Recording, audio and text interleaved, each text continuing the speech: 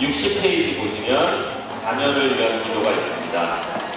자녀를 위한 기도로 오늘 두반자 교육 시작하겠습니다. 성부와 성자와 성령의 이름으로 아멘. 세상을 창조하신 하느님께서는 저희에게 귀한 자녀를 주시어 창조를 이어가게 하셨으니 주님의 사랑으로 자녀를 길러 주님의 영광을 드러내게 하소서. 주님 사랑하는 저희 자녀를 공동하셔 세상을 불편하게 하시며 온 나라에 복을 주시고 예수님을 받아 주님의 뜻을 이루게 하소서. 우리 그리스도를 통하여 나이다. 아멘. 성부와 성자와 성령의 이름으로 아멘. 안녕하셨어요? 안녕하세요. 네, 벌써 7월이 왔고 어제 오늘 그제 비가 지기차게 왔죠? 네. 비 오면 머리도 아프시고 팔다리 지끈지끈하고 그러세요? 안 그러세요? 그러세요? 안 그러세요? 반은 그러시고 반은 안 그러실 것 같은데 진짜로 저희 어머니도 보세요. 진짜 다음 뉴스에서는 비가 온다고 그러는데 언니가 딱 그러는 거예요. 오늘 안 와. 아니 엄마 여기 80%가 비인데 왜 안 와? 진짜 안 왔어요. 엄마의 머리와 다리를 믿으라고. 뭐 많이 아프신 분은 아닌데도 그러시더라고요. 네, 그래서 요즘에 비가 오고 이렇게 하면 뭐 필요한 비가 온다고 하고 뭐 장마니까 비가 오지만 또 팔다리 또 머리 지끈지끈 아프실 우리 어머니들 아버지들 생각하면 흐린 날이 좋은가 싶기도 하고 그런 것 같아요. 그죠? 젊은 날 흐린 날씨를 좋아하고 비 오는 날 술 한 잔을 먹을 수 있는 나이대가 행복한 것 같아요. 그죠? 그게 아픔이 되는 나이도 있으니까요. 저도 요즘에는 그래서 옛날에는 이제 비 오는 날 좋아했거든요. 근데 이제 안 좋아하려고요. 비 오는 날 좋아하는 우리 엄마들이 머리가 아프고 다리가 아프시다니까 이런 비 오는 날 많이 좋아하면 안 되겠다 그런 생각도 듭니다. 오늘 우리가 벌써 만난 지가 2월부터 해서 6과를 하게 됐습니다. 6과. 10과 중에 이제 다 하고 드디어 전반기원을 한번 넘어서 6과에 도달을 했는데 다음 달은 방학이라죠? 네, 방학은 저에게도 얼마나 좋은지 제가 원래 목요일마다 신학교 강의를 나갔어요. 목요일날 그러면 강의가 10시 반부터 있는데 저는 이제 아마 9시 뭐 전후로 본당에서 떠나요. 그러면 학교에서 점심 먹고 5, 6교시까지 있어요. 그러면 본당에 돌아오면 한 4시 반, 5시 되거든요. 그러면 한 1시간 쉬었다가 1시간은 그냥 쉬는 게 아니라 소파에 철푸덕 붙어 있어요. 철퍽 붙어 있다가 저녁 기사 나가야죠. 그런 생활을 한 몇 개월 동안 하다가 방학을 했어요. 학교도. 그래서 어제 그제 수요일날 목요일날 집에 있어 보니까요. 세상 천국이에요. 와, 방학이 이렇게 좋은 거구나. 진짜 영원히 방학하면 안 되겠지만 방학도 진짜 필요하다. 영원히 방학하면 또 슬픈 일이에요. 그죠? 네, 제가 필요로 하다는 것도 참 좋은 일이니까요. 그래서 그제 수요일이 얼마나 저에게 행복했는지. 와, 수요일이 하루가. 왜냐면 목요일날 강의인데 수요일날부터 준비를 해야 되잖아요. 또 우리 학생들한테 2과목씩이나 강의가 나가는데 또 3, 4학년 제일 중요한 학년들 만나는데 여러분들 본당에 신학생들 있어요? 네. 있는 본당은 행복한 본당이에요. 어디가 있어요? 풍무동 있고 또 어디 있어요? 청수도 있죠? 청수 몇 명 있죠? 1명 있어요. 청수도 있지? 문양동도 1명 있는데 문양동 부반장님들 안 오셨나? 네, 우리 김포지구에도 신학생이 많이 귀해졌어요. 우리 김포성당에는 누구 있죠? 김포성당에 이제 없나요? 다 신주도 되셨나 보다. 여기 득실득실했는데요, 그죠? 네. 그렇습니다. 저는 이제 신학교에서 아주 강의를 뭐 7, 8년 정도 하고 있으니까 이제 우리 신학생들을 많이 보죠. 학교에 있을 때는 너무 많이 봤는데 이제 나오니까 본당 나오니까 많이 못 봐요. 그런 생각도 들어요. 저희 성후배들 보면 신학생들 입학시키면 신부님들이 뭐가 돼요? 뭐 아버지 신부라 그러대요. 별로 안 좋아. 아버지 신부는 아버지 신부. 내가 아버지야. 추천 정도 한 거지, 그죠? 저희 성후배들이 선배 빼야겠다. 그죠? 반말했으니까. 우리 후배 신부님들이 저한테 가끔 아들 신학생 생겼다고 막 자랑하면 전 좀 억울한 생각이 들어요. 예, 신학교에서 그들이 보낸 아들들을 저는 열심히 가르치면서 점수 주느라 그들하고 또 신경전도 벌려야 되고 서운한 점수도 줘야 되고 아버지는 거기가 하고 나쁜 일은 제가 하고 키우는 거 학교에서 제가 하고 밥도 제가 사 먹이는데 저는 아버지는 아닌 것 같고 뭐 그렇습니다. 그래서 오늘 할 얘기가 자녀예요. 자녀입니다. 갈수록 태산입니다. 이 교재는 저에게 너무나 어려운 시련을 허락하고 있어요. 제가 자녀를 보고 온 적이 있어야죠. 신학생 자녀도 못 떠봤는데, 그쵸? 여러분들은 이 자녀를 가지고 계신 또 어머니 아버지들이시기 때문에 제가 감히 여러분들 앞에서 이 육과 제목이 뭐냐면 제목 한번 볼까요? 부모의 기쁨. 예. 여러분들이 더 할 얘기가 더 많으실 텐데 기쁨자를 보고 어떤 생각이 드시는지. 자녀가 기쁜 하느님의 선물이죠? 저희 어머니 아버지는 저가 하느님의 기쁜 선물이겠어요? 아니겠어요? 선물이에요? 근데 왜 선물들을 신학교에 안 보내세요? 왜 나만 보내놓고 싶어했더니 웃으면서 선물이래요? 너무하신 분들 아니에요? 그래서 우리 손자, 손녀들 보내라고 그러면 꽤나 서운해하실걸요 이제. 그쵸? 나는 우리 손자, 손녀가 신학교 간다 그러면 보낼 거다. 보낼 거예요? 네. 감사합니다. 근데 뭐 여기 뭐 1000명 모이셨으면 한 10분 드셨어요. 그래요. 저는 신부로 사니까 여러분들이 보시기에는 어머니, 아버지 하느님이 주신 선물인 것 같이 보이겠지만 뭐 그런 생각이 듭니다. 효도는 신부 아들이 제일 많이 하는 것 같긴 해요. 맞아요? 여기 신부 어머니 계세요 혹시? 어머니 계시면 거짓말하지 말아야지. 어머니 안 계시면 제가 거짓말 많이 하는 것 같았는데 그렇습니다. 우리가 자녀를 준 어머니 아버지들이시기도 하시지만 사실은 여러분들도 누군가의 자녀입니다. 그죠? 그래서 우리는 부모라는 이야기를 했을 때 또 내가 내 마음으로 내 몸으로 낳은 아이들만 생각할 수는 없어요. 오늘 이야기할 이야기는 자녀와 부모에 관한 이야기인데 이 부모는 우리의 여러분들의 어머니 아버지도 역시 그래서 여러분들도 자녀됨으로 지금 지내고 계시고 또 여러분들도 또 자녀를 낳고 이 모든 게 우리에게는 창조라는 선물로 다가옵니다. 사실은 이 창조는 하느님이 우리에게 인간을 창조하여 너무너무 많이 아주 복받아 큰 민족을 이루어라 라고 하셨던 그 말씀을 토대로 우리는 하느님의 뜻을 재창조하고 있는 중입니다. 재창조. 그래서 우리는 창조를 이쁜 라틴말로 크레아시오 합니다. 크레아시오. 이런 이쁜 말도 알아두시면 꼭 카페 이름 같죠? 네, 커피집 이름 같기도 하고 크레아시오라고 부르는데 그래서 우리는 우리 인간이 하고 있는 창조를 뭐라고 하냐면 앞에 렛을 붙여서 레크레이션. 여러분들 레크레이션 좋아하시죠? 레크레이션은 우리가 막 그 강사 나와서 춤추는 거 그죠? 제가 그런 재주가 있으면 한 번씩 한 10분씩 그냥 혼을 홀딱 빼드릴 텐데 제가 그런 재주가 없어요. 저 재미없잖아요 그죠? 우리 문담 친자들한테도 맨날 제 강연 듣느라 얼마나 고생하시겠어요.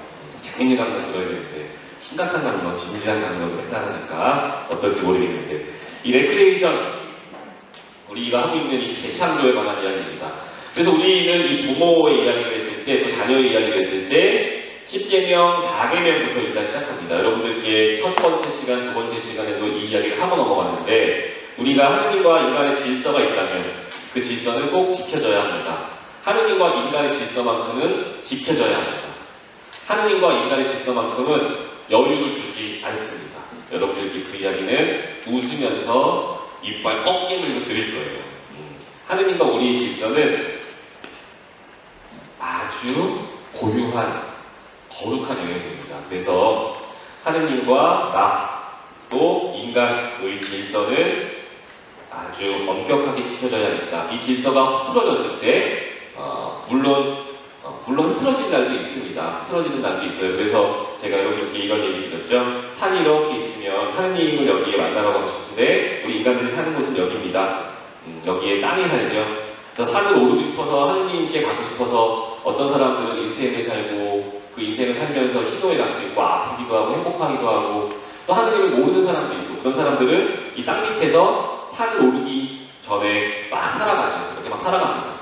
살아갔다가 저 멀리서 갔다가 하느님이 없는 곳에서 살다가 그죠? 한 20, 30년 냉담도 한번 해보고 아니면 하느님을 모르다가 많은 분들 뭐 하느님을 알게 되는 경우는 스스로 성당을 찾아가는 경우도 있지만 뭐 시집장가갈 때 저쪽에서 나는 조건은 없는데 성당만 했으면 좋겠다 뭐 그런 분들도 계시고 그래서 이제 막 살다가 하느님에게 이렇게 와보기도 하고 그래서 이 하느님께 다가가려고 노력을 하지만 또 죄를 짓고 돌고 놀고 사실은 우리가 이 하느님에게 가고 싶은 마음은 여전하지만 이 산 밑에서 살고 있는 게 우리의 삶입니다. 그래서 하느님께 다가가고 싶은 그때 사실은 이 마지막 하느님께 가장 많이 올라간 사람들 이들이 하느님과의 관계를 맺고 또 우리도 하느님과의 관계를 맺지만 이들을 통하여 관계를 맺고 그래서 우리는 성인들의 통공으로 함께 교회 안에 공동체 생활을 하기도 합니다. 하느님께 가장 가까이 간 사람들, 가장 자기의 가치, 자기가 지녔던 소중함을 내놓았던 사람들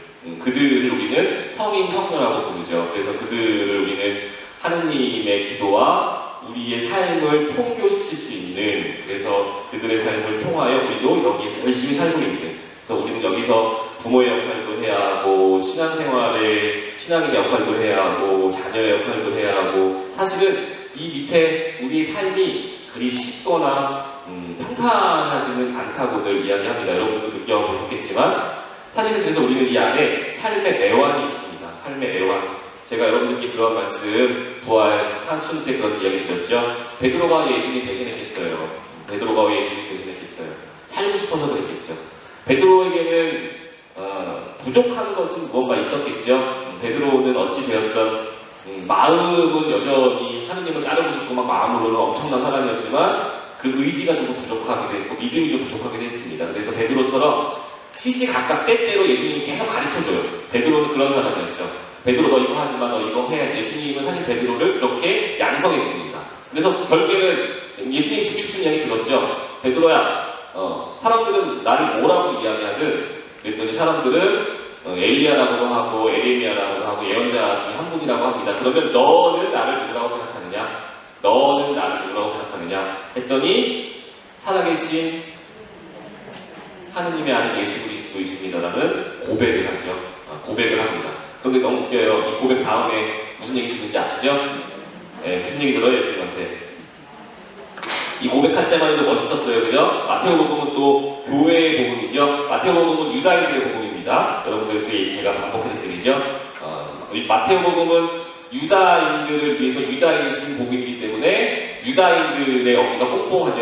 아주 그냥 뭐 교회 열쇠를 막 베드로에게 장중하게 주는 장면, 하늘에서 불면 땅에서 불고 그러면서 아주 멋있게 마태오복음은 유다인들을 아주 멋있게 장식하고 더 그런 이야기를 돋보이게 만들어주는 복음입니다만 그런 복음에도 예수님이 너 고백 잘했다, 아주 잘했다. 그런데 너에게 하느님 나라의 열쇠를 주겠다. 그리고 멋지게 끝났는데 그 다음 장면 바로 뭐예요? 힘이 팍 세죠? 그런데 베드로야, 제자들아, 내가 조금 있다가 잡혀가서 죽을지도 몰라. 그런데 이러한 일이 벌어질 건데 어쩌면 좋겠니? 그랬더니 베드로가 안 됩니다, 주님. 그런 일은 일어날 수 없습니다. 라고 바로 그러니까 그냥 예수님이 베드로한테 이놈의 자식, 사탄이네, 이놈 자식아, 사탄아. 너는 하느님의 일과 인간의 일도 구분 못하는구나. 그러고 바로 혼나는 거죠. 이걸 보면 참 베드로는 고백했다가 혼나기도 하고 뭔가 깨달음의 연속이죠. 사실은 살면서 계속 깨달음을 주는 베드로와 같은 스타일. 그리고 좀 똘똘한 스타일도 있어요. 한 방에 빵! 한 방에 인생이 팍! 하고 변했던 우리는 베드로와 제가 무슨 얘기 하려고 그랬어요? 우리가 지냈던 바울을 얘기하려고 그랬죠? 6월 29일 날 무슨 주일 지냈어요? 베드로와 바오로 사도 대축일을 지냈죠. 이 두 사도를 기억하는 이유는 무엇인가? 베드로는 이런 삶을 살았고요. 바오로는 사실은 아주 똑똑한 가문. 옛날에는 이스라엘의 유다인들의 아주 좋은 가문에서 살다가 그리스로 이주했죠. 그러니까 바오로의 할아버지들은 다 유다인들, 아주 훌륭한 가문들. 오랫동안 하느님을 기다려왔던 유대인 가문인데 유대인 가문에서 태어났던 이 바오로는 그리스로 이주한 가정에서 태어납니다. 그러니까 하느님의 모든 유다인의 전통을 다 간직한 가문에서 그리스에 태어났으니 그리스에서 발생했던 철학들, 똑똑한 것들도 바오로는 다 알아듣게 되죠. 그러면서 바오로는 아주 좋은 교육도 받게 됩니다.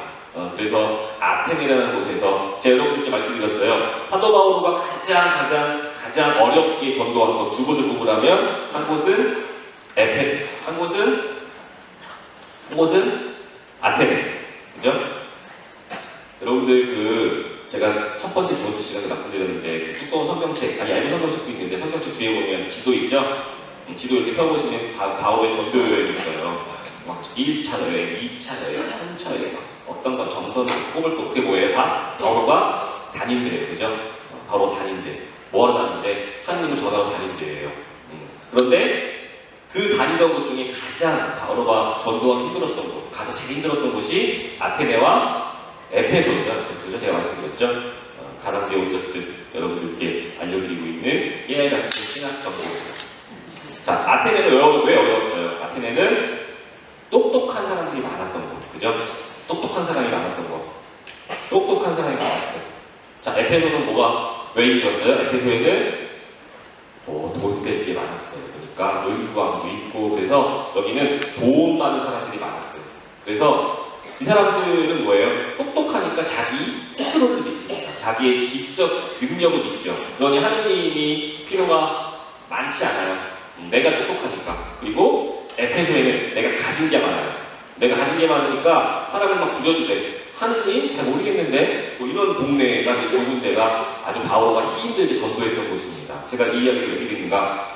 똑똑해서 나의 지식을 믿었던 사람들, 그리고 가진 게 많아서 나의 부를 믿었던 사람들, 사실은 이 이야기를 통해서 우리가 알 수 있는 것은 하느님이 가장 인간 사이에 존재하기 힘든 곳, 그곳은 인간이 똑똑하거나 가진 것이 많은 곳, 그곳에는 하느님의 자리가 많지 않다라는 이야기를 우리 드립니다. 그런데 가장 재미있는 사실은 우리는 우리의 자녀들을, 우리의 가족들을 어떻게 키우고 싶어 하는가?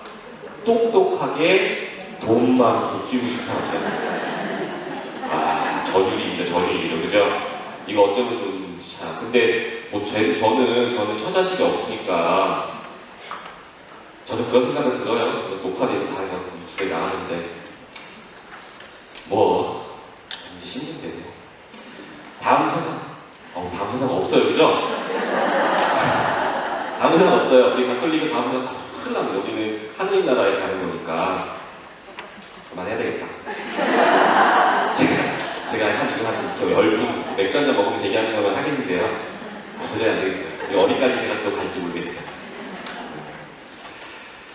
그래서 똑똑하고 돈 많은 사람들이 사는 곳, 여러분들이 바오로의 전도 여행 쭉 바오로 서방들을 읽어보시면 아테네에 가서 만났던 사람들, 철학적으로 이 사람은 뭐예요? 제가 말씀 누누이 드렸죠. 우리가 이렇게 그리스 땅이 있고 여기 이제 예루살렘이 있다면 예수님의 이야기는 여기서 시작이 됐어요, 그죠? 이거 이제 짧게 말씀드리지만 다 이해하시죠? 이 윗동네는 뭐예요? 이 윗동네는 고대 근동 지역이라고 해서 여러분들이 지도를 펼쳐보시면 고대 근동 지역 무슨가? 티그리스과 유프라테스강 두 강이 흐르는 메소포타미아, 두 강의 사이에 인류가 거기서 먼저 자생했죠. 거기서 많이 살게 됐죠. 왜? 살기 좋으니까. 강기고 땅도 비옥하고 여기서 살던 사람들은 하느님을 믿게 되는 과정을 거칩니다. 이 이야기는 제가 몇 번 드렸던 것도 같고 길게 말씀드릴 수는 없지만 이 고대 근동 지역에서 있었던 많은 사람들은 하느님이라고 생각했던 신들을 체험하죠. 그런데 이 신들은 여러 신들이었습니다. 그래서 엘이라고 불렀죠. 그냥 우리는 이 엘이라고 씁니다. 그런데 어떤 한 민족만큼은 한 분이신 엘을 찾고 믿게 되는 어떠한 기다림의 과정을 거칩니다. 그게 바로 우리가 알고 있는 이스라엘의 이야기입니다. 그래서 한 분이신 하느님을 믿게 되는 그 사람들에게 하느님은 스스로를 계시하시죠. 그래서 우리가 오늘 독서복음을 통해서 들었지만 우리는 항상 하느님이 있지만 그 하느님을 인식할 수 있는 그 때가 돼야 계시한 하느님을 만납니다. 그래서 마치 하느님은 안 계신 것처럼 느껴지죠.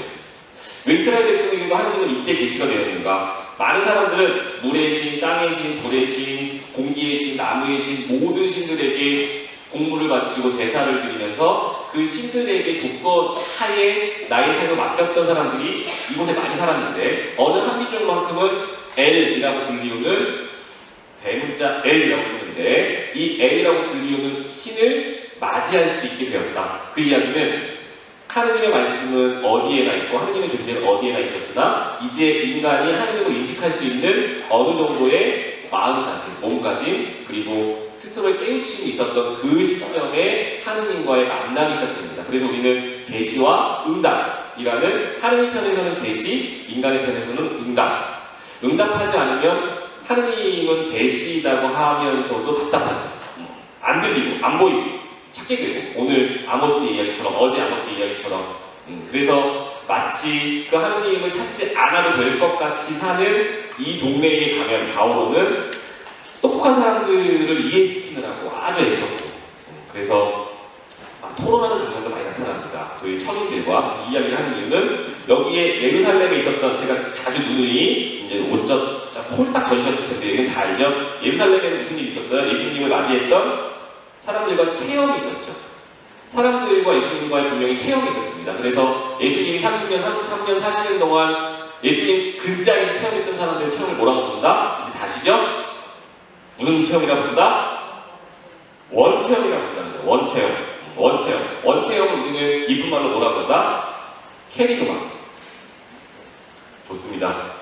다 까먹고 오세요. 제가 강연을 하십니다. 다시 반복. 처음 듣는 거 아니시잖아요. 그죠? 이런 이야기를 아셔야 돼요. 왜냐하면 우리가 그런 이야기들을 교부들이 철학자들이 많이 하는데요. 뜬구름 잡는 이야기하는 사람들 있죠. 하느님은 분명히 계신데 그 하느님을 우리는 인식해야 한다, 간상해야 한다 한 사람들은요. 엄청 똑똑한 사람들이에요. 이미 인간적인 지식을 지녀보니 그걸 초월해서 신비로 가요. 사실은 우리 인간은 어쩔 수 없이 글자, 내가 이해된 내 삶에 뭔가 한번 체험됨이 있어야 그 무언가를 이해하고 함께하기 시작합니다. 절대 뜬구름 잡는 사람은 없어요. 뜬구름을 이야기하는 사람은 이미 다 겪어본 사람이에요. 이미 다 알아본 사람이고 이미 다 간직해본 사람들이에요. 그래서 여러분들에게 몇 명만 소개를 드리면 마이스터 에크하르트라는 또 빙엔의 힐데가르트라는 이런 분들은 우리 가톨릭 교회 안에 신비신학자들이에요.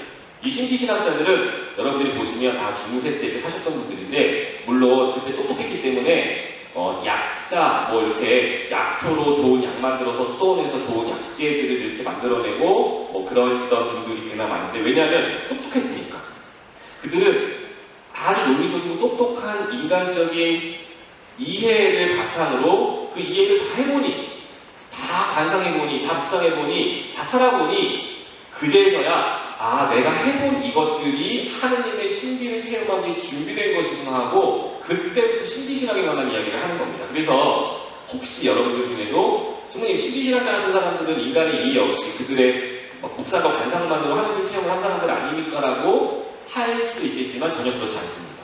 절대 그럴 수 없어요. 인간은 체험이 필요합니다. 그래서 하느님에게 체험된 사람들 그래서 예수님을 근자에서 원 체험한 사람들 이 사람들이 우리에게는 신앙의 아주 보물입니다. 신앙의 보화예요. 이들이 우리에게 어떻게 돼요? 지금 전수되고 있죠? 전수되고 있습니다. 하루도 빠짐없이 뭘 통해서 여러분들이 이야기 드렸는데 뭘 통해서? 교회를 통해서 지금 우리는 교회 안에 있죠? 이 교회는 이 원체험은 어떻게 이어받고 있는가? 두 가지 기능이 있다고 했어요. 우리 본당신자들은 10번 더 들을 것 같고 이제 여러분들께도 한 3번째 말씀드리는 것 같은데 기둥 2개는 하나는 전례 하나는 교계제도 그죠? 여러분들 이런 것들을 부반장들은 좀 아셔야 돼요. 그래야 옆에 사는 교회 다니는 우리 성도님들이 가끔 이렇게 아는 척 하시면 우리도 좀 안 끌리고요. 그죠? 아는 거있어 배우는 거있어 해야 됩니다. 이제 우리 가톨릭 신자들도 많이 아셔야 돼요. 왜? 이 이야기는 사실은 조금 교회 탓도 있어요. 왜냐하면 이건 우리가 신부님 탓하자는 게 아니라 우리 가톨릭 교회는요 성경을 성경을 간직해뒀어요. 읽지 못하게 했었어요. 왜냐하면 하느님의 신비를 아무나 체험할까. 진짜 그랬어요. 그래서 성경을 누구나 읽게 만들어주고 누구나 읽게 각 나라 언어로 번역한 게 사실은 몇 년이 안 돼요. 그런데 개신교 신자들은 루터라는 사람이 종교개혁을 할 때부터 독일말로 영어로 막 개신교 그 책들을 막 찍어내서 그들은 그냥 책처럼 봤어요. 그러니 그 사람들은 이 책을 우리는 그 신비를 간직해야 해. 우리는 이거 아무나 볼 수 없어. 이건 신부님들, 수도자들만 보고 그들이 가르쳐줘야 이 신자들도 배울 수 있어 하고 꼭 끌어안고 있던 게 창피하지만 1900년 초중반까지 그랬습니다. 사실은 그랬어요. 그래서 우리는 성경에 대한 연구 안 했어요. 물론 한 분들, 몇 분들이 계시죠. 그분들의 교부들의 그 학자들에 의해서 우리는 성경을 이렇게 전수받고 있었는데 사실은 종교개혁이 일자마자 종교개혁 언제? 그 이름 때, 그죠? 1500, 1600년 때 개신교 신자들은 이미 성경을 인쇄술로 팍 찍어내고 주회하고 막 같이 읽고 토론하고 난리가 났어요. 그러니까 그들은 이 지적인 능력이 굉장히 우리보다 앞서 있긴 합니다. 그렇지만 중요한 건 뭐냐면 우리가 하나 알아둬야 될 것은 인간에게 두 가지 하나님에 대한 이해가 있어요. 하나는 존재에 대한 이해입니다. 하나는 존재에 대한 이해. 하나는 그리고 신앙에 대한 이해예요. 신앙에 대한 이해. 그래서 우리 가톨릭은 이 신비를 간직하자라고 했던 것도 나쁜 것만은 아니에요. 왜냐하면 하느님을 인간이 알 수 없기 때문에 아무리 노력해도 인간은 하느님을 알 수 없다. 그런데 우리 가톨릭 교회교에서는 하느님을 인간이 알 수 있다라고 써있다고 했죠. 그리고 가로치고 기도하면이에요. 기도하면. 그런데 지적인 능력으로는 하느님을 알 수 사실은 없습니다. 그래서 그 하느님의 신비를 알 수 없으니 기도를 하자였어요. 그 신비를 간직한 채 기도를 하면 하느님을 알게 된다. 그게 뭐냐면 존재적으로 접근하는 거예요. 하느님의 존재에 이렇게 머물기만을 청하는 거예요.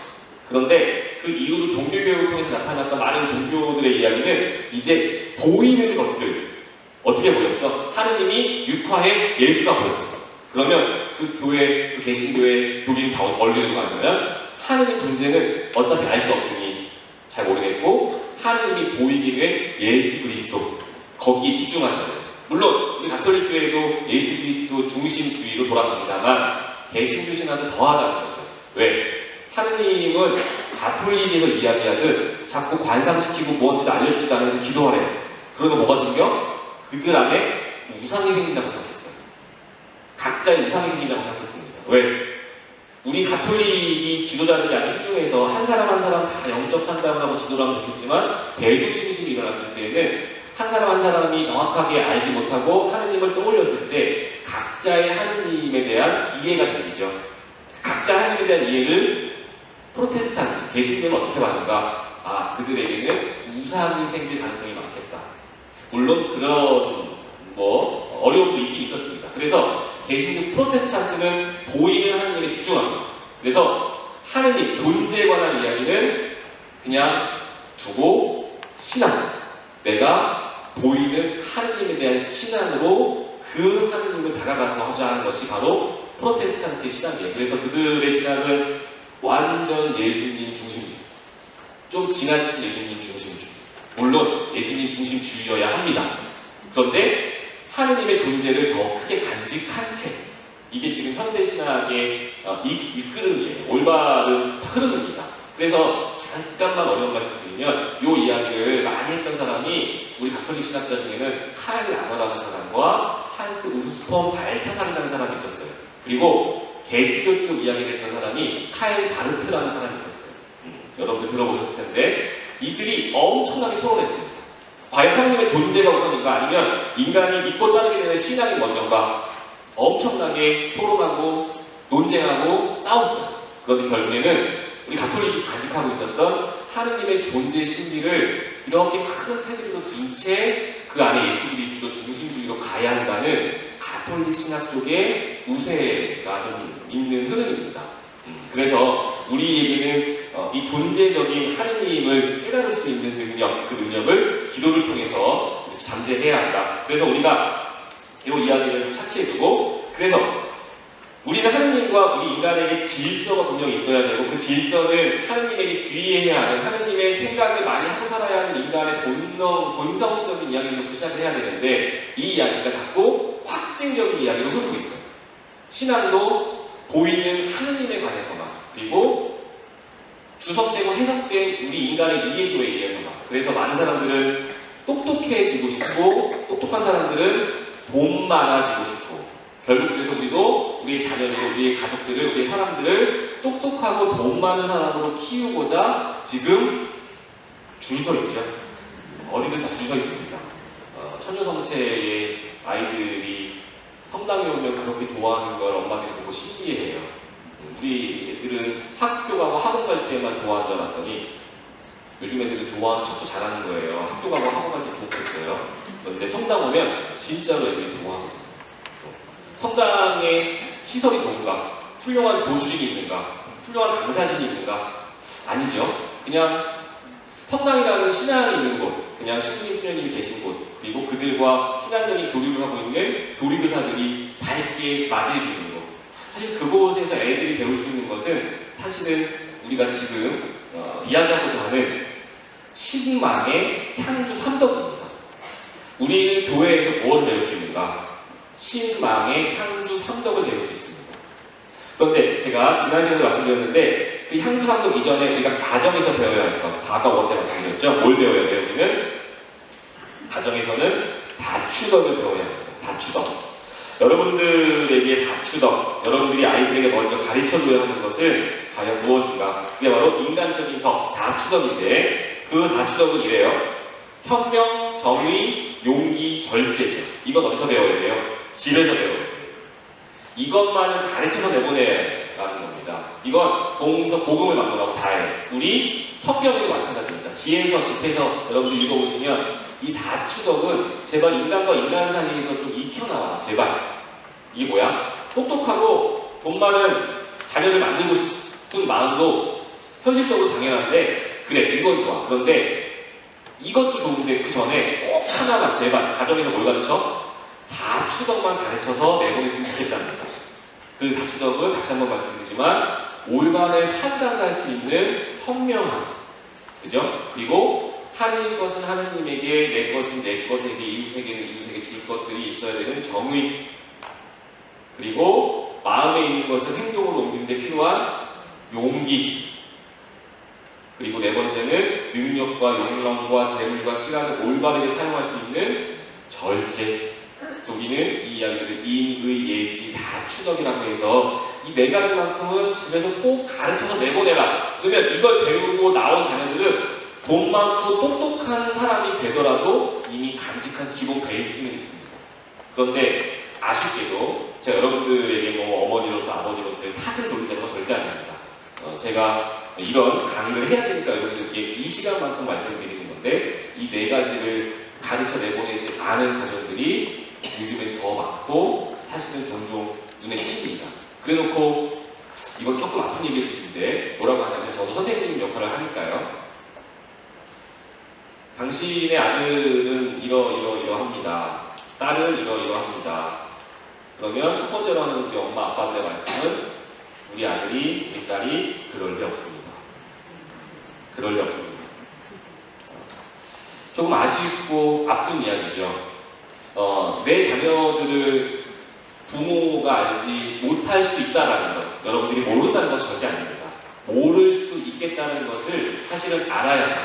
그래서 우리 교황님은 이 책에서 여러분들께 사랑의 기쁨이라는 이 교황님 책에서 뭐라고 말씀하시냐면 여러분들이 아이들을 이해하려고 하지 말고 그 아이들이 있는 곳을 이해해라 라고 말씀하세요. 아주 그냥 여기 저도 이거 어제 똑바로 읽어보니까 이거 읽으면 아빠 될 수 있겠더라고요.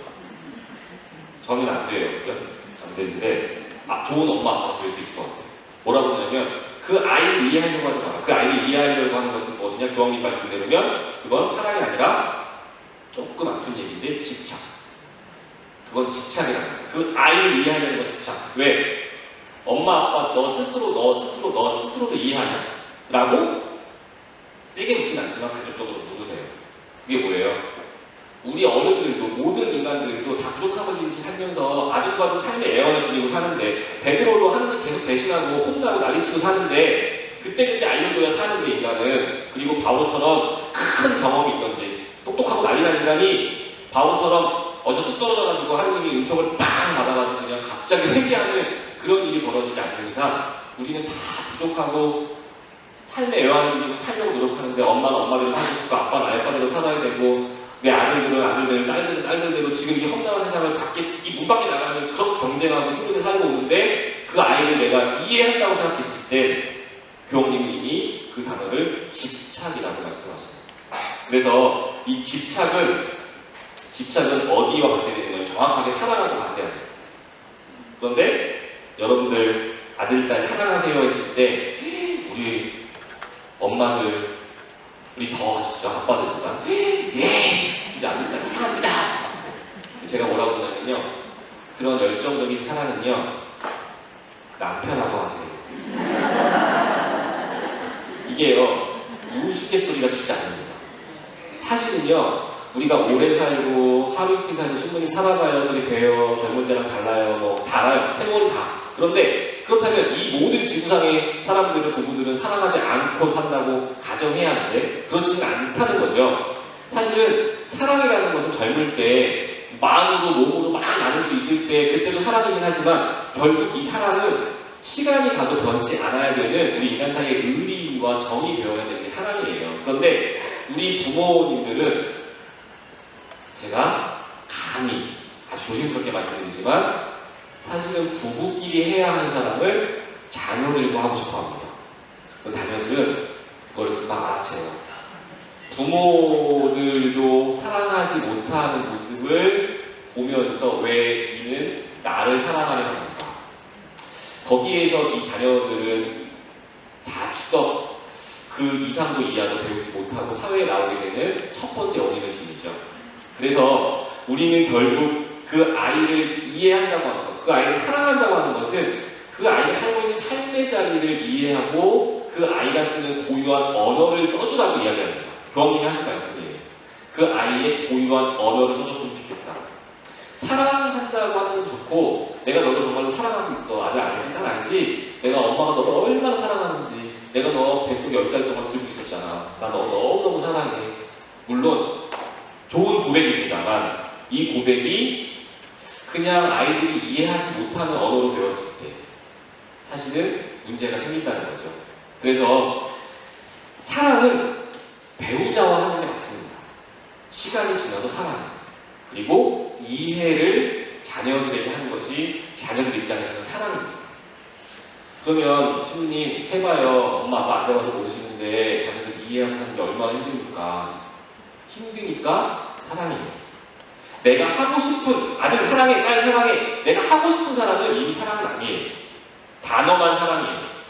얼마나 힘든데요, 신부님 이해하는 게요. 이해하는 게 힘든 그 순간이 사랑이죠. 교황님이 정확하게 우리에게 그 이야기를 해주세요. 그래서 아이들이 있는 그 자리를 이해하는 것, 그리고 그 아이의 고유한 언어를 배우려고 노력해보는 것. 제가 언젠가 한번 애니어그램을 배우러 한번 간 적이 있는데 강사 선생님이 그러셨어요. 그 강사는 신자를 아니셨는데 우리나라 엄마 아빠들이 가장 착각하고 있는 게 있는데 아들, 딸도 구별하지 못하고 키우려고 한다. 그런 겁니다. 아들들은 태어나면서부터 아무리 소심하고 아무리 그런 아이들도 태어나면서부터 아들들은 대장이 되고 싶어한대요. 내가 내 공간에서 대장이 되고 싶어하고 이 골목에 나가면 내가 대장이 되고 싶어하고 더 큰 곳에 나가서 대장이 되고 싶어하는 마음이 소심한 아이들도 있다는 거예요. 그런데 우리 엄마 아빠들은 그 아들들을 자꾸 그냥 내 품에 넣어놓고 키우려고 내 품에 그냥 잘 들어와, 일로 들어와, 너는 내가 대장을 만들어줄게. 근데 이 아이는 대장이 되고 싶은데 자꾸 내 아이를 들어오래. 딸들은 뭐예요? 딸들은 이 강사 선생님의 말이 되면 딸들은 공주가 되고 싶어한대요. 아무리 관련하고 아무리 터프해 보이는 딸들도 그 안에는 공주가 되고 싶은 마음이 있는 거예요. 그런데 이 공주가 되고 싶은 아이들에게 엄마 아빠는 시녀처럼, 야! 너 일로 와봐. 나는 공주인데, 나는 지금 공주가 되어야 되는데, 네? 제가 좀 세게 얘기한 거예요. 설마 우리 어머니 아버지들이 공주를 신녀처럼 대하겠어요. 그런데 정확하게 그 정신 심리 분석가였던 그 애니어그램 강사는 우리에게 정확한 이야기를 전달해 줍니다. 아들들은 대장이 되고 싶어 하는데 이 아들들은 자꾸 내 속에 넣으려고 그러고 엄마들은 캥거루 주머니 넣으려고 그러고 그리고 딸들은 공주가 되고 싶어 하는데 그 공주들은 자꾸 의견 들어주지 않고 그러니까 그 공주들은요 내가 의견을 꼭 이 엄마 아빠에게 논리적으로 설명해가지고 이해시키고 싶지 않은 거예요.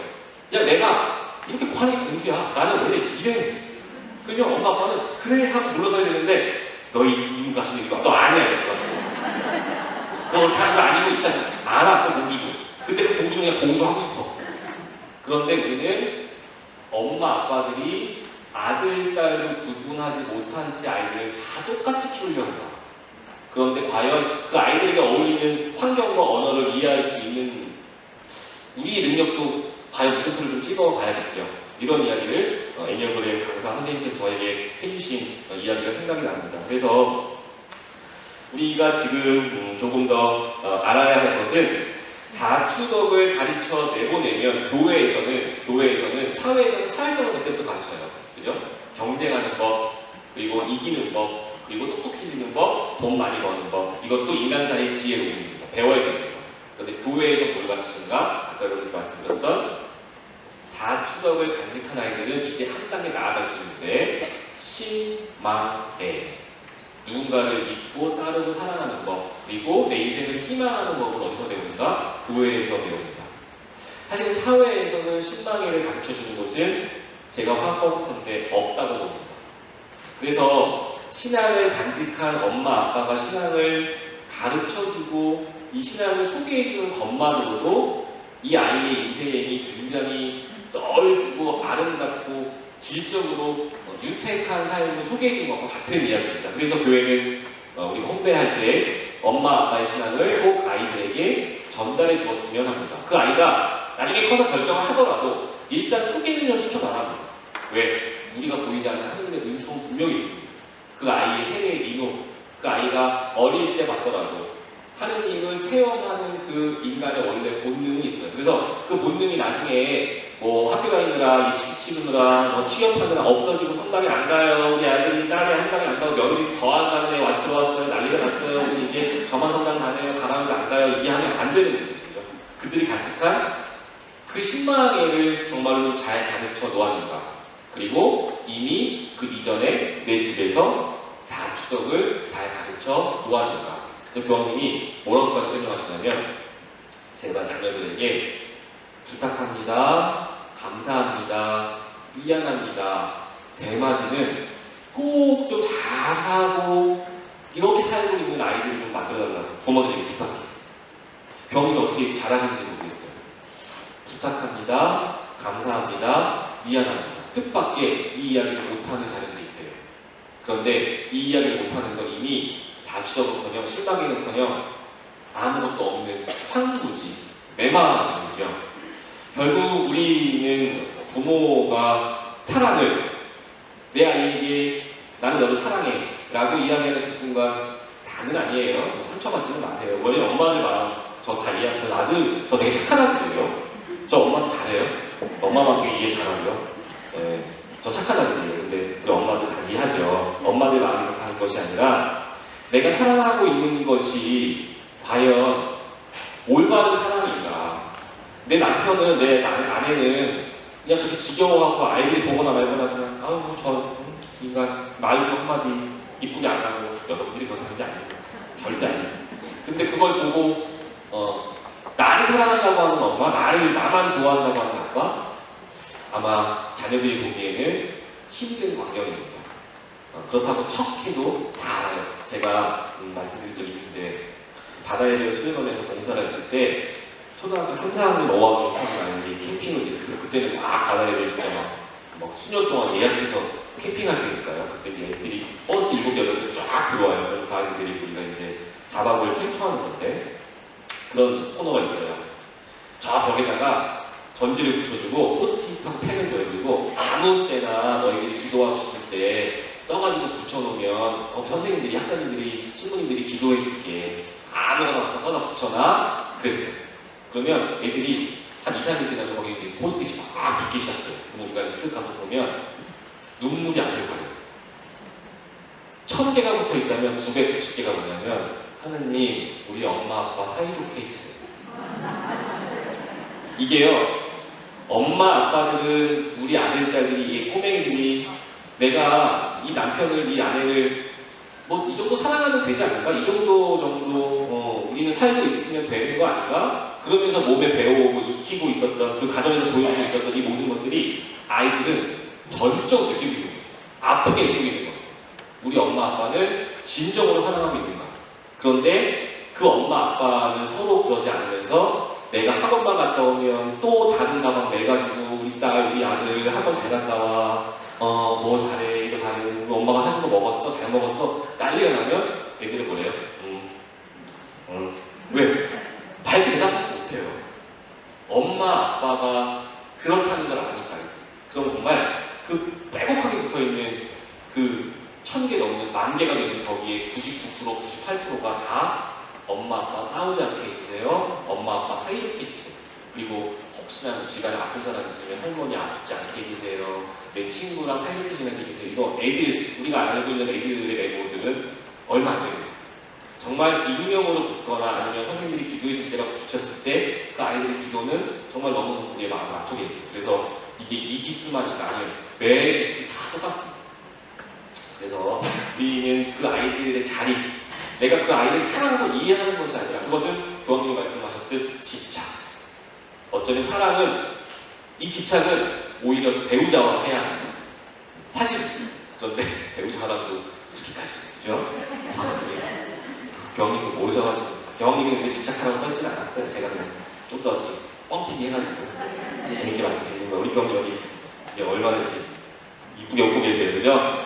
한국에서 제가 이제 강의하는지 모르고 그냥 교황님 말씀을 제가 지금 흩어뜨리고 있는데, 우리 교황님 좋으신 분이에요. 제가 교황님 되시자마자 한 2개월 후쯤에 이제 교황님 미사 초대받아서 간 적이 있어요. 로마에서 공부할 때 할 때. 근데 이 교황님이 2달 정도 되셨으니까 아직 교황님이 자기가 교황님인지 아직 잘 모르시는 것 같았어요. 너무 포근하고 너무 따뜻했어요. 교황님이 아닌 것 같은데 2달밖에 안 됐는데 이 하얀 수단에 막 우리로 말하면 무슨 먼지 막 덕지덕지 묻고 띠는 막 꼬아가지고 여기 뒤에 들어가 있고, 원래 교황님들은 다 명품 빨간 구두 이런 거 원래 신어줘야 돼요. 그게 이제 상징이에요 다. 근데 교황님은 제가 신은 거는 새 건데 막 엘칸 한 20년 신은 것 같은 거 그런 거 신고 뒤집기 달아가지고 이렇게 들어오시면서 어디서 왔어? 그래가지고 한국에서 왔어요. 그랬더니 모건부에 저 지금 몇 년째 교의신학 공부하고 있어요. 와 없으시면서 너도 조금 있으면 신학을 잃겠구나. 교황님이 무슨 말씀하시는 건가? 제가 이제 이야기는 쪽방 드려야 돼요. 왜냐면 오해하실까봐. 오랫동안 책만으로 신학을 공부하고 있는 이 어린 신부에게 이 교황님이, 이 할아버지 어른 신부님이, 주교님이, 교황님이 우리에게 해주시는 말씀은 너무 책만으로 오래 공부하면 너의 신 안에 문제가 생길 수도 있지는 않을까. 너가 책으로 공부하는 그만큼 사람들 사이에서 깨닫고 체험하고 무언가 느끼고 그래야 하느님의 신안을 통해서 신학도, 그래서 제가 그날 이후로 제 기도가 바뀌었습니다. 신학을 통해서 신앙이 더 넓어지기를 기도합니다. 사실은. 그래서 우리가 알고 배우는 것들이 신앙을 위한 일들이 되어야 되겠다. 그래서 결국에는 저도 이런 말씀 드리는 이유는 우리 아이들 똑똑하고 돈 많게 키워야 됩니다. 그리고 여기 계신 부반장님들 손주 손녀들이 있으시고 이제 우리가 반장 모임하고 부반장 구역 모임하고 그럴 수 있으면 이제 어른들이죠. 애들을 한번 키워보고 장성시킨 뭐 저만한 아들 딸들이 다 있으실 것도 같고요. 그런데 지금 만나는 30, 40대 엄마들에게 우리 반장님으로 구역장님으로 해주셔야 될 말씀들이 분명히 있다는 것을 제가 여러분께 말씀을 드리는 거예요. 신학만을 가지고 그 교황님이 박장대소 하시면서 신부에게 저에게 첫 마디가 너 이제 신학을 잃겠구나 칼칼칼 웃으시는데 이 양반 도대체 무슨 얘기하는 건가? 그게 뭐예요? 물론 똑똑한 것도 좋고 배워서 박사하는 게 좋고 다 좋지만 일단 우리는 간직해야 할 게 있다. 그 간직해야 될 거 여러분들이 앞으로 만나시는 젊은 엄마들한테 무엇을 이야기해줘야 되는가? 결국 제발 집에서는 교황님이 그랬다는데 부탁합니다, 감사합니다, 미안합니다 말할 줄 아는 자녀들을 키우시면 좋겠다. 그리고 이 이야기가 조금 더 앞으로 나가면 네 가지, 그죠? 우리가 아까 얘기했던 현명함, 정의로움, 용기, 절제. 그런데 이렇게 말하면 좀 어려운데 올바르게 판단할 수 있는 능력, 그리고 하느님 것은 하느님에게, 남의 것은 남의 거에게, 내 건 내 거를 알 수 있는 정의, 그리고 이 마음에 있는 것을 행동으로 옮길 수 있는 용기. 그래서 뭐예요? 어제 오늘 예수님도 중풍병자에게 또 마테오에 이렇게 말씀하시죠. 용기를 내어라. 용기를 내어라. 왜냐하면 우리도 하느님 것과 그렇지 않은 것이 눈앞에 있었을 때 용기를 내지 못하면 하느님이 아닌 것을 찾게 되는 경우가 되게 많아요. 저도 마찬가지예요. 분명 지금 막 순간적으로 판단을 해야 돼요. 여기는 하느님 것이고 여기는 아닌 거 알아요. 그런데 여기를 잡아야 남사람들이 좋아하고 나를 따를 것 같고 내 말을 즐거워할 것 같고 더 나을 것 같으면 저도 모르게 이쪽 걸 못 잡죠. 이쪽 걸 잡죠. 근데 그때 용기를 내면 지금 눈앞에 보이지 않다는 나중에 가면 은총이 생기는 걸 아는데 그게 뭐예요? 이제 신망애로 가는 길이 보이는 거예요. 그래서 엄마들에게 그런 아들, 딸들을 만들어주고 사주덕을 알려주면 용기를 내요. 내가 하느님 것은 하느님에게, 내 것은 내가 갖고, 방파제게 갖고, 야무지게 내 것 쓰고, 또 엄마 것, 남의 것이라고 할 수 있는 그 능력을 갖고 키우는 것. 그래야 그 이후에 사회에 나가면 그때 돼서야 똑똑하고 돈 많은 것. 그때 돼서야.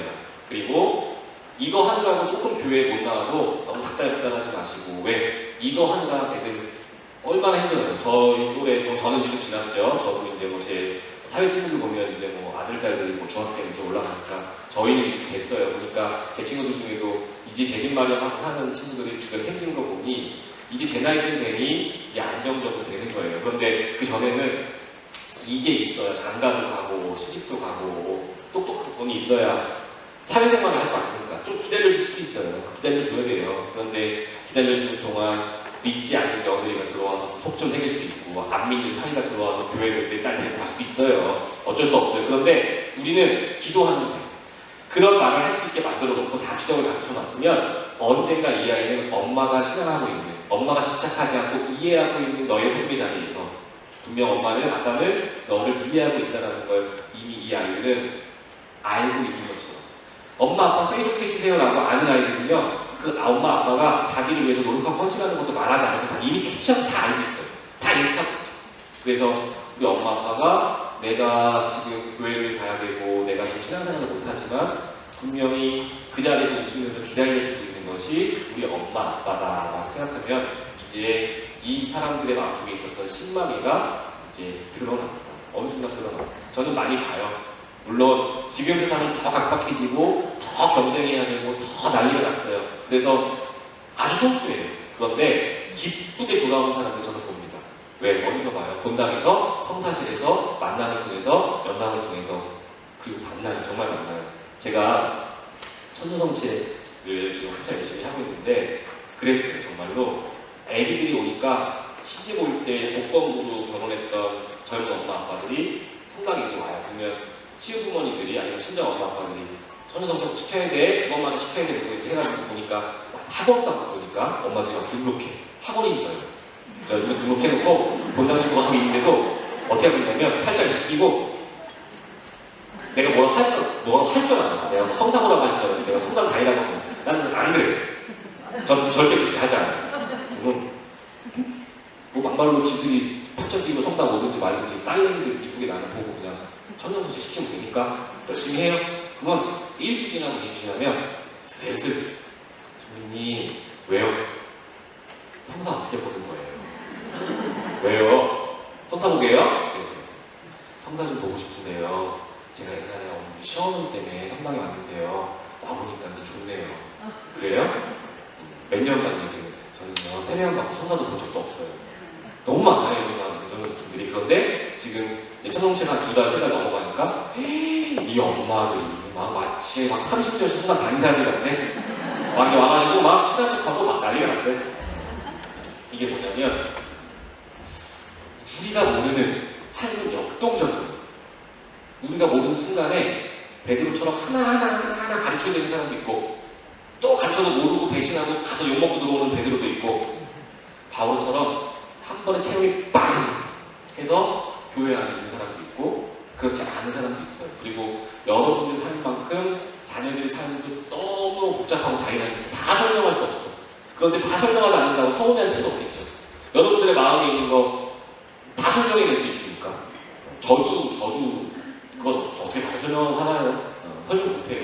그런데 그 사람들은, 그 자녀들은 문 밖에 나가면 더 어렵고 힘든 복잡한 삶을 살고 있어요. 그들은. 그래서 언젠가는 우리가 그 세 마디 고맙습니다, 미안합니다, 부탁합니다 교우님 말대로 그걸 가르쳐 놓고 그리고 사기덕을 잘 가르쳐 놨다면 언젠가는 10만이의 향기가 났던 그 교회로 다는 아니지만 언젠가는 오게 되는 여러분들의 마음처럼 이루어지는 날이 분명히 있을 겁니다. 그래서 우리는 이러한 이야기를 이제 하면서 마무리를 좀 합니다.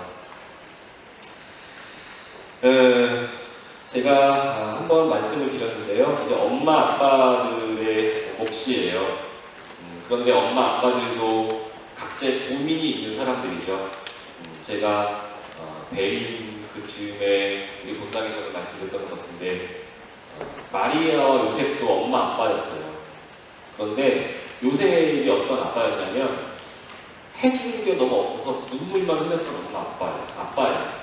자기 아들에게도 해준 게 없죠. 자기 아내에게도 해준 게 없죠.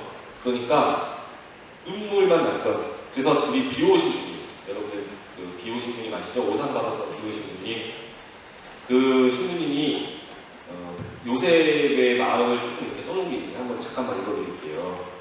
성경을 보면 예수님이 태어나실 때 목동들은 천사들의 노래를 들었습니다. 그러나 성경에는 천사 마리 바로 옆에 계셨던 성모님과 성요셉을 천사들의 목소리를 들었다거나 하늘의 광채를 보았다는 말은 전혀 없습니다. 그렇다면 그분들은 무엇을 들었을까요? 바로 신생아의 울음소리였죠. 가물거리는 희미한 촛불 아래 그들은 무엇을 보았을까요? 그것은 추위에 굳은 가련한 작은 아기의 눈물괴 눈이었습니다. 은총은 이 세상의 샘물이 아니라 하늘나라의 샘물이라는 것을 명심하십시오. 크나큰 조심성으로 그러나 언제나 평화와 겸손의 마음으로 그 샘물을 준비하는 것은 필요하지만 아무리 애쓴다고 해도 그것을 땅 아래 우리에게 지금 가져올 수는 없을 겁니다. 비오신 분이 우리에게 해주는 이 이야기는 요셉과 마리아가 우리가 성경에서 본 것처럼 천사들을 맞이하고 하늘의 그 영롱한 하늘의 영광을 보며 살겠느냐, 사실은 아니었다는 거죠. 그냥 울고 있는 신생아의 추운 그 눈물, 그리고 갈 곳 없었던 내 아내의 마음, 이런 것들과 함께했던 요셉과 마리아. 그러면서도 요셉은 요셉대로의 고민이 있었고 마리아는 마리아대로의 고민이 있었죠. 우리는 아마 여러분들도 마리아의 고민을 하고 계시고 여러분들의 형제님들은 요셉의 고민을 하고 계실 수 있습니다. 그리고 우리가 그렇게 함께 하고 있는 자녀들은 어릴 때는 내 마음대로 할 수 있었던, 내가 사랑해줄 수 있었던 아기였지만 이제는 사회에 나가서 눈에 눈물을 머금고 노력하고 살고 있는 또 다른 나의 자녀임을 기억해야 된다는 이야기로 오늘 비오신 분의 이야기를 여러분들께 조금 더 전해드려 봅니다. 그래서 하느님의 계획은 비오신 말처럼 샘물입니다. 그 샘물을 나중에 우리가 어떻게 맛보느냐의 이야기지, 지금 내 손으로 떠서 시원하다 하고 이 샘물을 맛볼 수는 없겠다라는 이야기예요. 그래서 물론 빨리 똑똑하고 빨리 돈 많은 자녀들을 만들어내야 되긴 하지만 이 자녀들을 만들어내기 위해서 은총의 샘물을 먼저 길어놓았으면 좋겠다. 그 은총의 샘물을 길어놓으면 이러한 자녀들이 나중에 여러분들 곁에 있을 것이라는 이야기입니다. 오늘 우리가 육과 자녀들에 대한 이야기 제가 알지도 못하면서 여러분들 앞에 이 수십 년 엄마 생활을 하신 분들에게 아빠 생활을 하시는 분들에게 제 이야기를 감히 드렸습니다. 저는 뭐 그렇다고 아들 생활도 많이 해보진 않았어요. 아들 생활을 뭐 40 중반 정도니까요. 40 정도 해본 건데 저도 오늘 엄마 생각이 나고 아빠 생각이 납니다. 그런 고민들을 각자 지녀고 저를 그런 말을 하게 만들려고 노력했던 엄마 아빠들이 있죠. 여러분들이 그랬었던 것처럼 오늘 우리는 나의 부모들, 나를 이렇게 지금 이 순간, 제가 지난 시간에 말씀드렸죠. 죄의 마지막 끝판에 가면 어머니 저를 왜 낳으셨습니까? 아버지 저를 이렇게 만드셨습니까? 그 마지막에 그 이사의 여자의 그 철없는 그 투덜거림은 정말 우리에게 죄가 되죠. 지금 이 순간 내가 부모에게 받은 것이 있던 없던 나의 삶이 지금 이 순간이라면 지금 내가 지냈던 깔판, 내가 안고 있었던 이 자리, 내가 아팠다면 냄새 난다면 그걸 들채 지금 이 순간에 시작하는 지금부터 나아갈 수 있다는 거죠. 분명히 오늘 독서도 그러한 이야기를 우리에게 해주고 있습니다. 의인도 없고 악인도 없는 것. 지금 내가 깨닫고 내가 성찰하고 내가 부족한 부분을 일으켜 세우면 그 순간 하느님에게서는 은총의 생명, 은혜로움이 우리에게 펼쳐질 수 있었다는 것, 여러분들에게 좋은 기도가 되었으면 좋겠고 여러분들의 자녀와 여러분들의 부모님 모든 분들에게 하느님의 축복이 있었으면 좋겠습니다. 오늘 그래서 마친 기도로는 저희가 옆에 보면 부모의 기도가 있습니다. 61페이지에 부모의 기도 함께 바치시면서 오늘 강의를 마치도록 하겠습니다. 성부와 성자와 성령의 이름으로 자리로 오신 하늘 아버지, 저희에게 자녀를 주신 것을 진심으로 감사드립니다. 어떤 어려움 속에서도 당신이 사랑하시는 당신의 자녀를 소중히 돌보고 행복하게 해주겠습니다. 저희 가족 모두가 살아가는 데 필요한 매일의 양식을 주십시오. 나약한 저희를 축복해 주시고 당신 자녀들을 모두 일러내서 지켜주십시오. 가족이 평화롭게 살아갈 수 있다면 더 이상 아무것도 바랄 것이 없습니다. 주님께서 여러분과 함께 거듭나신 천주 성부와 성자와 성령께서는 여기 있는 저희 모두에게 반복하소서. 수고하셨습니다.